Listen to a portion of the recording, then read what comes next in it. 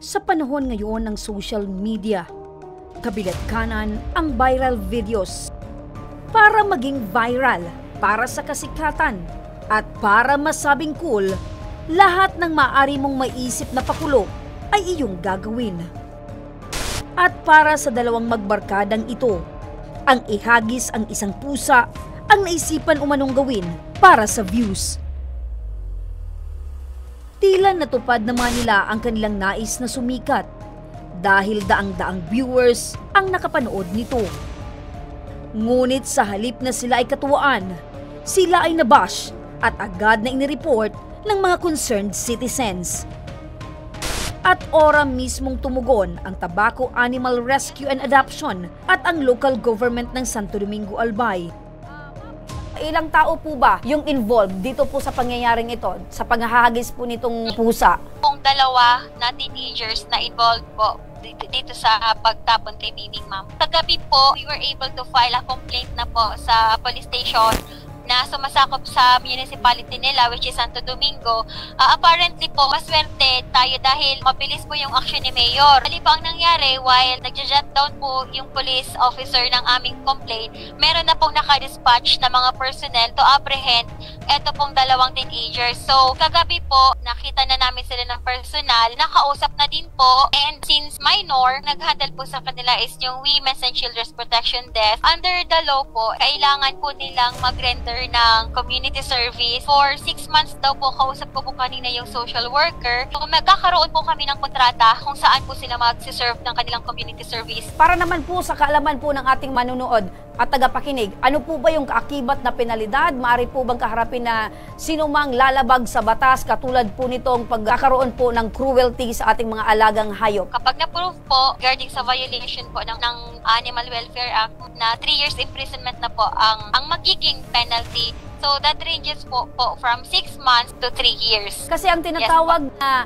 animal cruelty ay hindi lang itong sinasaktan, hindi lang itong pinapatay, kundi pati yung pagdi-deprive sa kanila na pakainin, alagaan, paliguan, bigyan ng tubig. Yan din po ay parte din ng cruelty to animals. Tama po, Ma'am Ednaline? Yes po, opo. Kasi meron din po tayong cases na sabihin natin na alaga yung aso, nakatali sa loob ng bahay, pero hindi naman napapakain ng maayos, walang maayos na shelter, walang maayos na higaan. Still, that is part of torturing the animal. Matapos ang pangyayaring ito, agad ring umaksyon ang local government unit ng Santo Domingo, Albay, at makakausap natin ngayon mula sa kabilang linya ng telepono si Vice Mayor Mark Aguas. Kumusta po ba yung status nitong dalawa pong minor na involved po dito sa pangyayari? Magiging hearing kasi they will be subjected to a 6 months diversionary program because nga merong offense na nakuha yung minor na mga bata.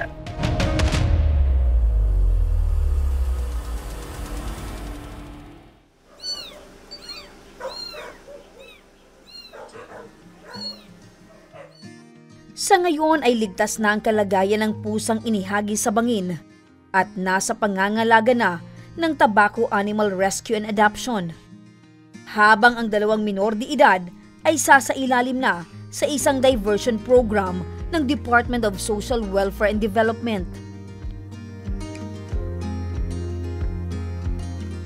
Sa aming pagbisita sa Tabaco Animal Rescue and Adoption, kami ay sinalubong ng mga aso na kanilang na-rescue. Saka started 2021. So kung 2024 magti 3 years na. Start lang siya sa paisa-isang rescue hanggang ito na, dumami. At sa aming paglilibot sa lugar, dito namin nakita si Mingming, ang pusa na itinapon sa bangin.